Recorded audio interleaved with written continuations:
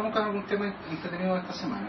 ¿Qué pasa con los brasileños? ¿Son chantas como Salfate o son expertos como Salfate? O sea, partimos al tiro a la dura, dices tú. Ya. Mira, voy a dar el beneficio de la duda, y antes de catalogarlo de chant, como tenemos a Salfate y otros tantos en nuestro listado de charlatanes, lo que uno debería preguntarse primero que nada es, y me llama la atención a mí con todos los chantas que tenemos en Chile, tener que importar además otros, me parece algo bastante cómico. Mientras no demuestren que su sistema de predicción es efectivo y lo demuestren de manera científica, de manera seria, con ejemplos, con experimentos, su tema y su poder de predicciones no anda y ni es distinto al que tienen los psíquicos en nuestro programa de televisión. Sí, pero cuando vinieron a Chile hicieron una entrevista en todos los matinales y todo el mundo quedó fascinado con ellos. Claro. Ahora, ¿cómo pueden probar científicamente eso? ¿Cuáles son los pasos científicos para probar una teoría? Un modelo, una teoría, cuando se quiere colocar como una verdad en el mundo de la ciencia, tiene que pasar por varios filtros. No es llegar y hacer una afirmación a la loca. En el mundo de la ciencia lo que uno hace es tener una idea, que luego se transforma en una hipótesis de trabajo.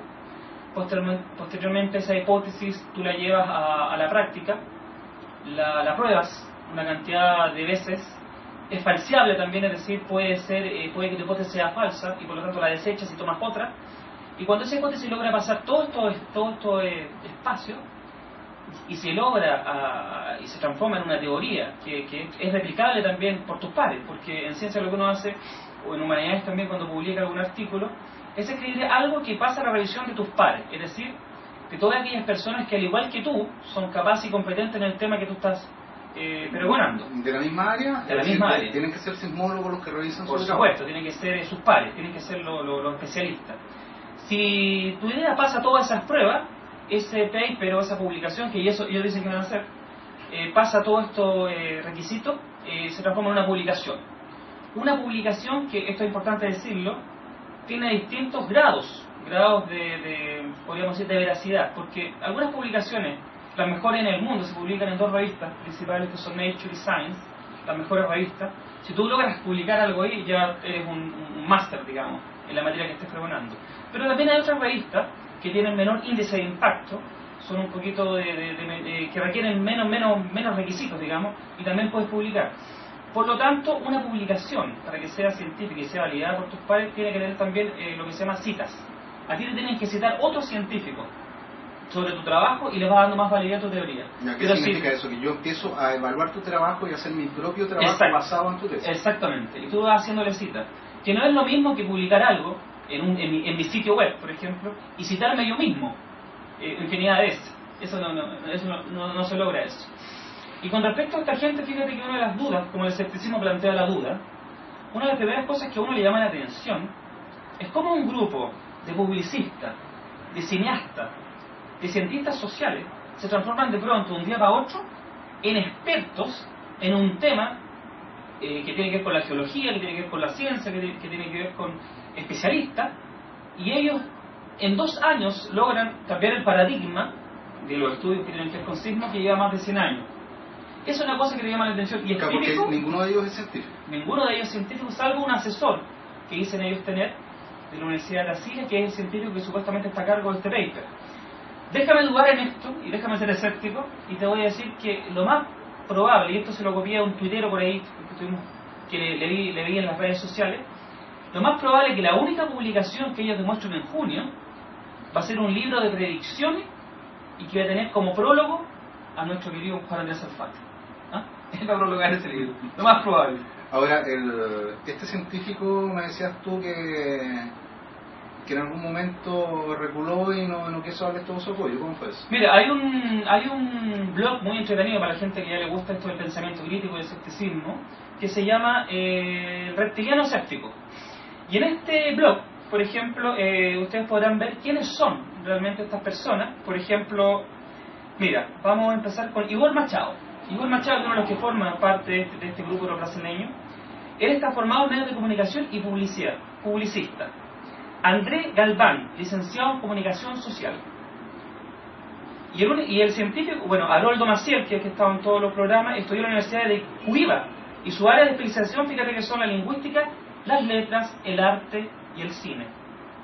O sea, sabe harto de terremotos. Claro, de las películas. ¿Ah?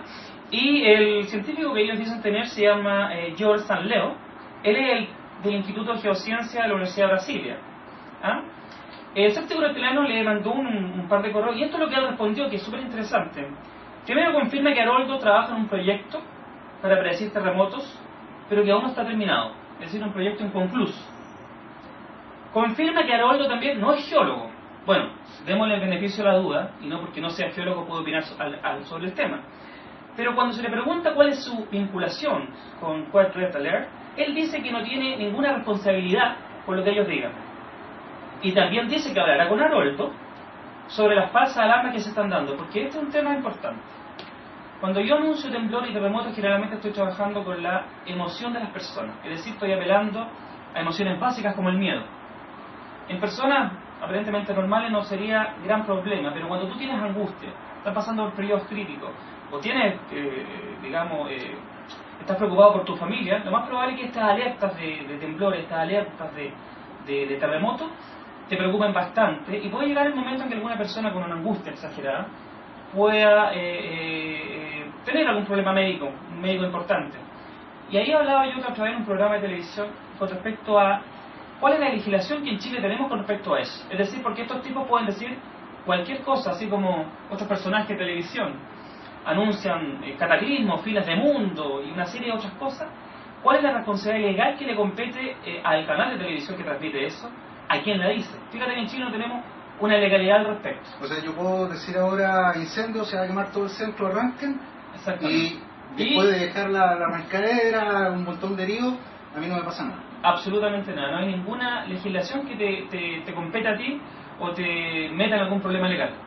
Y ese es el marco que tiene, por ejemplo, también todos estos charlatanes que se dedican a usufructuar de la ignorancia de las personas con respecto a ver el tarot, a consultas psíquicas, medicina. Ahora lo que dicen los de Red Alert es básicamente que todo se produce un sismo original, va moviendo, desplazando las placas tectónicas, y eso generaría un temblor en otro lugar, con un efecto dominó, lo que a primera vista no parece muy irracional. Ahora, a mí me sorprende que desde que comenzó la sismología a nadie se le haya ocurrido eso, conociendo el sistema, pero puede ser. Eso concuerdo contigo, eso es lo que llama la atención. Esto es como el típico cuento del tío, o mito urbano, que a veces aparece en las redes sociales, aparece en el internet. Hay otro, por ejemplo, muy común que dice, por ejemplo, encabezados como el siguiente, cuando dicen, niño de la India es capaz de predecir, qué sé yo, la llegada de un cometa mucho antes que la NASA, o mejor que NASA. Y funciona eso, prende las redes sociales, todo el mundo lo comenta, y al final de cuentas te llega a la conclusión de que esto fue una broma, fue un mito que partió de un lugar y se transforma en una verdad. Ahora la pregunta deberíamos hacerla de manera inversa. ¿Por qué los chilenos y los seres humanos en general somos tan fáciles de convencer con pocos argumentos? Fíjate que la psicología ha estudiado ese tema. Eso, tú eres psicólogo clínico. Sí. ¿Y estás haciendo tu doctorado en psicología.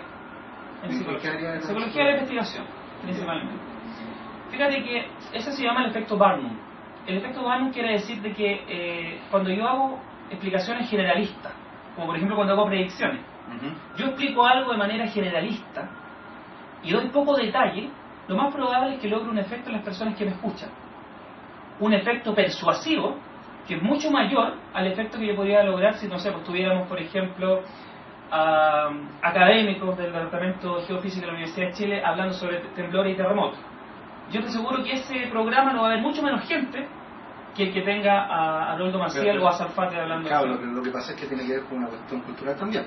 O sea, si yo traigo un físico para hablar de física, si yo no sé física, no voy a entender absolutamente nada. Y cuando me digan que una derivada va en tal dirección y que tengo que medir el torque, yo voy a invertir el diccionario que es un torque y no lo voy a entender. O sea, aparece Salfate y me dice, vamos a mañana a anunciar un terremoto. Claro, pero dame un segundo porque se me está corriendo el chat. Tenemos que darle la bienvenida a un montón de gente que se nos está sumando al chat en directo. Si ustedes quieren preguntar, pregunten lo que quieran. Tenemos a David, Manuel, MDN, Mipi, Red, Ricardo K, LJ de As Collector. ¿Qué es eso de As Collector? Bueno, y yo, que no soy yo, es otro yo. Y Mipi pregunta. ¿Qué nombre más extraño? De As Collector me llama la atención, muy raro. Dice Mipi, según Salfate habrá un cambio muy grande este 2012, pero no pueden dar certeza del fin del mundo. Según los mayas, existen seres más evolucionados que nos vendrán a buscar. Somos llamados los seres oscuros. Y México está sacando un documental sobre eso. ¿Qué sabe usted sobre eso y qué nos puede decir?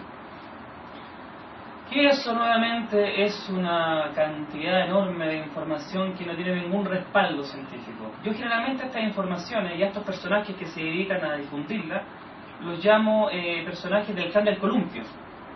¿Sabes por qué? Porque no tiene ningún respaldo en todo lo que dice. Si uno se mete, por ejemplo, y para dar una respuesta seria a la pregunta de esta persona, si uno se mete, por ejemplo, a ver el tema famoso de las profecías mayas, que son tan recurrentes, se escuchan en tantas partes, uno podrá darse cuenta, y si investigan un poquito, de que los mayas, desde el punto de vista arqueológico, nunca hicieron algún tipo de profecía. Es decir, todo aquello que se le atribuye como profecías mayas es falso. ¿Falso por qué? Porque en ningún documento, en ningún códice alguno maya, existe este tema de la profecía.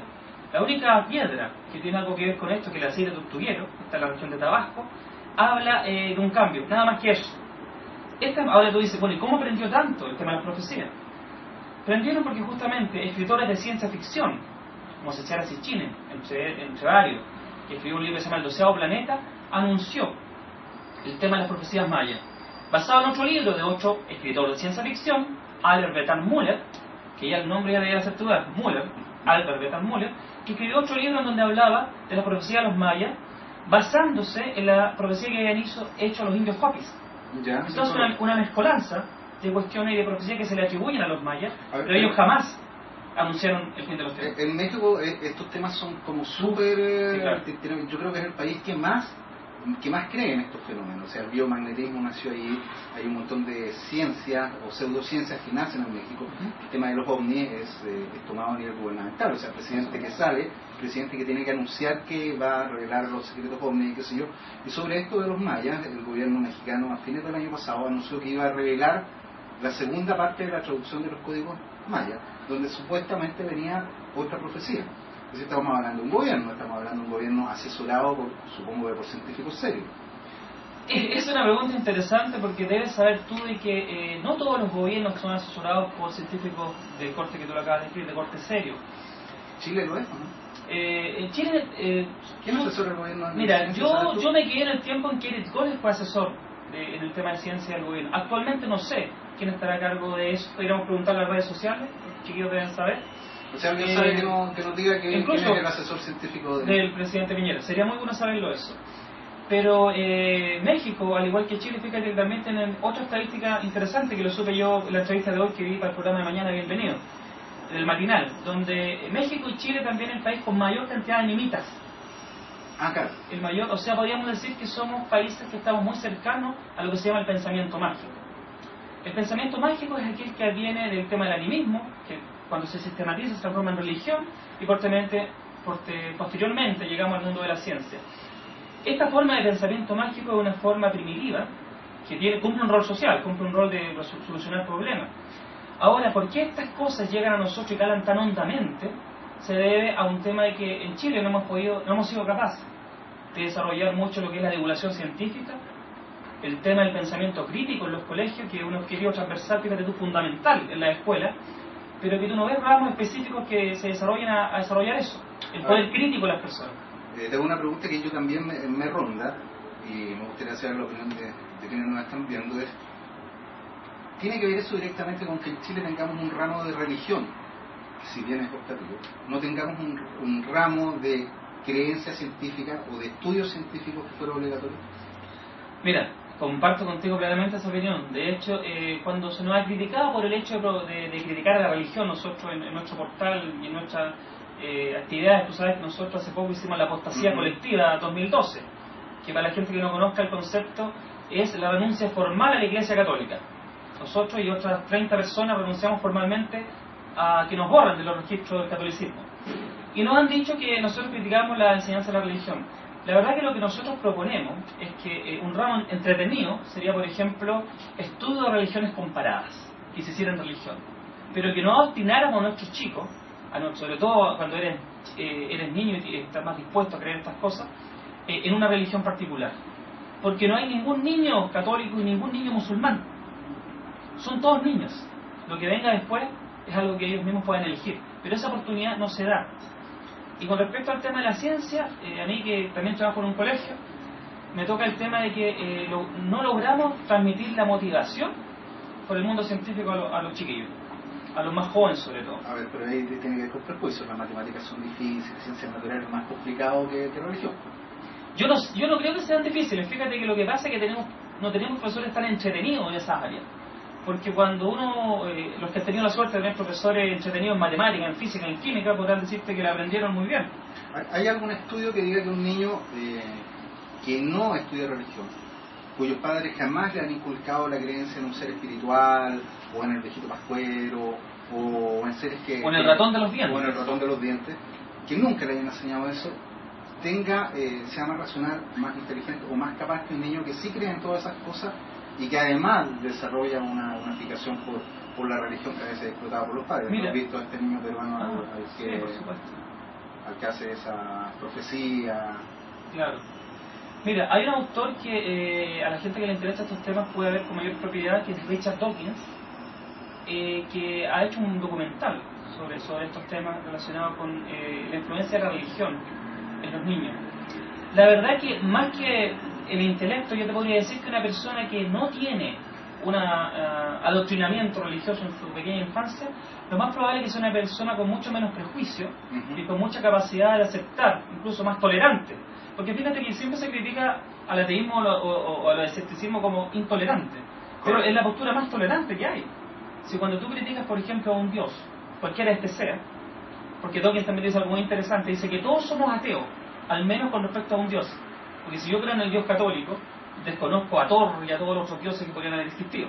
Por lo tanto, todos somos ateos en algún tipo de Dios. Así que este adoctrinamiento religioso lo más probable que ocasione es eso, una cantidad de prejuicios que te cuesta quitarte, una poca libertad. Además que hay una amenaza implícita. Si yo dejo de creer en Dios, en el momento que yo digo no creo en Dios, chuta, me voy al infierno. Estás condenado inmediatamente al infierno. Y yo ante la duda mejor voy a leer eso por si acaso. O sea... Y ahí te das cuenta cómo, fíjate que lo relacionamos con el tema que estamos tratando, cómo el miedo al infierno te da una predisposición a la religión, pero también fíjate que el miedo a los temblores también te da una predisposición a creer cualquier cosa. Es decir, lo que funda finalmente la religión y el pensamiento mágico es el miedo a la muerte. Lo dice perfectamente uno de nuestros colaboradores en un libro que se llama Travesía Vulcano, con Alberto Salinas, a quien le mando un gran saludo, que ha dado charlas también en la EDS, que la base de este miedo, de la religión y de estos pensamientos es el miedo a morir, el miedo a la muerte. Por lo tanto, aceptamos cualquier explicación, porque por otro lado, fíjate tú que también el ser humano tiene sesgos cognitivos. No toleramos no saber. Queremos saberlo todo. Y cuando no lo sabemos, inventamos una explicación. Y preferimos esa explicación inventada a la realidad de los hechos. Porque los hechos son hechos. Pero la realidad de los hechos es muy difícil de comprobar, en algunos casos. Te pongo un ejemplo. Suponte que yo voy al baño y me aparece un fantasma. Yo veo un fantasma, meto la mano y hay un fantasma ahí. Y lo tocas también. Claro, lo toco, lo veo y el tipo me habla, me dice, no se hace ese tipo. Yo salgo pálido con los pelos parados del baño y digo, yo vi un fantasma. No tengo cómo probarlo, no hay una cámara, o sea, es mi palabra. ¿Cómo un científico puede refutar eso? ¿O simplemente no se puede refutar? Fíjate que ahí es que el conocimiento humano es un conocimiento tan variado, tan rico, que también llevar todo al racionalismo o solamente a la explicación científica también es un desacierto. Eso no corresponde, digamos, como deberían ser las cosas. Porque el conocimiento humano está lleno de arte, de mística, de espiritualidad y de ciencia también. Si el tema es que uno critique que cuando tú quieres explicar algo que tiene que ver con el mundo físico, con el mundo real, independiente de los mundos imaginarios que tú tengas, que son igual de ricos, tienes que explicarlo en base a evidencias, en base a situaciones que te puedan demostrar que aquello es cierto. Porque si tú ves un fantasma, o yo veo un fantasma ahora, lo más probable es que eso tenga que ver con nosotros mismos, con nuestra historia, con nuestra percepción. Y puede ser un fenómeno cognitivo que te puede estar pasando a ti, una alucinación, qué sé yo, pueden ser mil cosas las que suceden. Ahí dijiste algo importante, se tiene que ver un poco también con las creencias. Por supuesto. Yo recuerdo mucho una aparición de ovnis en el norte del país, que las primeras personas que vieron una luz blanca que tenía una forma humana, hace muchos años atrás, dijeron que eran marcianos. Otras personas también lo vieron, y ellos dijeron que era la Virgen María. Entonces, al final terminó generándose una especie de quién era más, y al final terminó ganando la Virgen María. Claro, tenía más adeptos. Correcto. Pero, o sea, en el fondo vieron algo que no podían explicar, pero cada uno lo explicó a su manera. Eso es lo que nos ocurre un poco con los terremotos, con estos temas de que se va a acabar el mundo, cada cual lo interpreta como quiere. Claro, acá lo que ocurre es que nuestra percepción del mundo está determinada, como tú bien lo dijiste, por nuestras creencias. Por ejemplo, ¿por qué la gente que no cree en los ovnis, por ejemplo, o en las abducciones, no las tiene?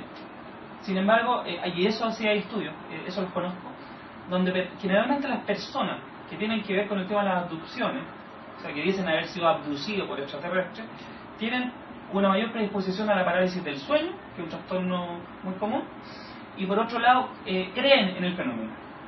Quienes ven a la Virgen o ven a algún santo, generalmente también creen en ellos. Porque si tú no crees en santos o en este tipo de cosas, rara vez lo vas a ver. Vas a ver extraterrestres, vas a ver esto, vas a ver y te vas a dar cuenta que, fíjate, hay una cosa interesante ahí con respecto a los extraterrestres, por ejemplo, y la religión. Hay una especie de elaboración del mito. Antiguamente hablábamos de brujas y demonios, por ejemplo, en la Edad Media, y posteriormente empezamos a hablar ya de grises, de seres extraterrestres. Y aquí hay una cosa entretenida. La forma de los seres extraterrestres, si uno se mete a la historia, por ejemplo, busca la bibliografía al respecto, ¿no? Porque tú sabes que el fenómeno ovni comienza en la década del 47, con un caso característico que es de Kenneth Arnold. Y se empieza a dar cuenta, por ejemplo, de la forma antropomorfa de los seres, se dará cuenta que estas formas tenían mucho que ver con figuras del cine. Fíjate tú que el extraterrestre que uno conoce en principio era este verde con antena y con trompa. Posteriormente empieza a evolucionar a un ser mucho más dinámico, digamos. Y después de encuentros cercanos al tercer tipo, empezamos a ver grises. Los cabezones chicos, ojos almendrados. Y eso tiene una directa relación, fíjate, con todo lo que es la publicidad, con el cine. Es decir, nuestras creencias, y eso lo saben muy bien los publicistas, como estos brasileños, son fácilmente estimulables. Ya, pero hay dos cosas. Una es que Spielberg nos creó este monito, ¿ya? Y eso quedó imbuido en el consciente colectivo de todos, pero si tú le preguntas a Spielberg, él se basó en los estudios que existían, que eran los que describían mejor a un ser extraterrestre. Incluso habló con astrobiólogos que le decían, mira, para vivir en tal planeta debería tener las manitos así, o la cabeza de este puerto, qué sé yo. Entonces él se basó en estos temas para poder sacar a marciano. Entonces, ¿qué es primero? Pero fíjate, no, y tienes razón. Ahí, fíjate que Joseph Tallenheim, que uno de los precursores también del estudio serio de la investigación, asesoró a Spielberg en ese programa. Y también aparece otro personaje ahí que es más conocido por el mundo de la ufología, que es Jacques Vallée, que es otro personaje también que aparece ahí en esta película. El tema es que Steven Spielberg es un cineasta. Porque si tú te pones a pensar, por ejemplo, y uno desde el escepticismo plantea dudas, si lo entretenido de esto es que el escepticismo y la duda generan conocimiento, ¿te fijas? Te permiten hacer cosas. ¿Por qué necesariamente un ser extraterrestre debiera ser antropomorfo? ¿Por qué debiera tener cabeza, brazos y manos? Esa es una pregunta que no está contestada. Y eso obedece a una visión a lo mejor antropocéntrica nuestra. Necesitamos que un ser sea así para poder establecer una comunicación. Porque si el ser extraterrestre fuera como una ameba, que no te produce ninguna cosa, ni siquiera emocional, y no puede determinar si está contenta o está triste, ¿cómo yo me contacto con eso? En una película eso sería imposible.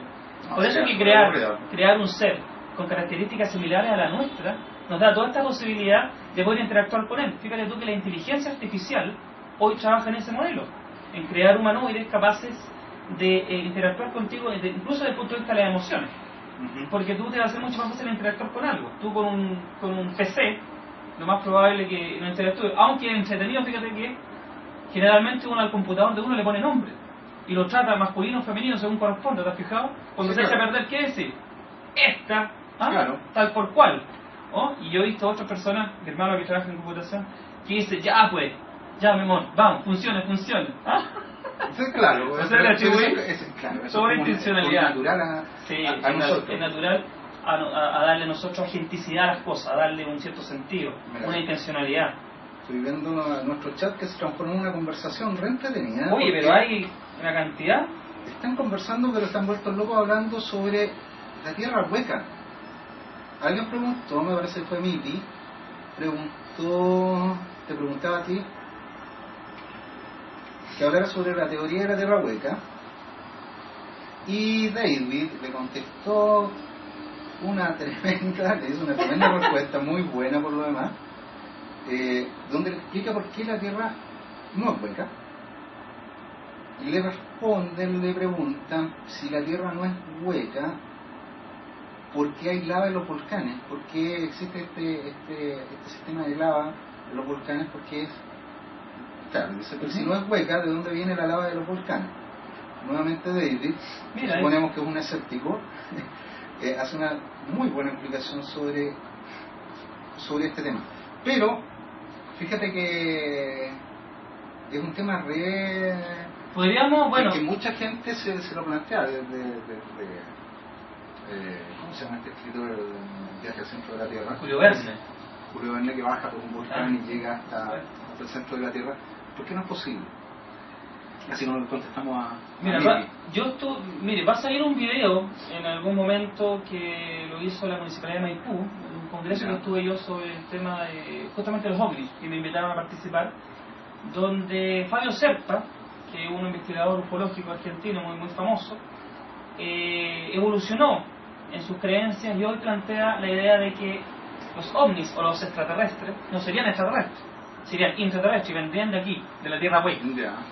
Ahí yo explico en forma extendida el por qué eso no es posible. Dado el tiempo no te lo puedo explicar ahora, pero simplemente corresponde al hecho de que ellos hablan, por ejemplo, esto viene del comandante Mir, de un supuesto aviador que pasó por el polo, llegó, siguió de largo y encontró un lugar paradisíaco muy bonito, donde, una ciudad sumergida. Además que esto tiene mucho que ver con el esoterismo, fíjate tú. Las tierras, como este interior de la Tierra, y estos seres que viven ahí.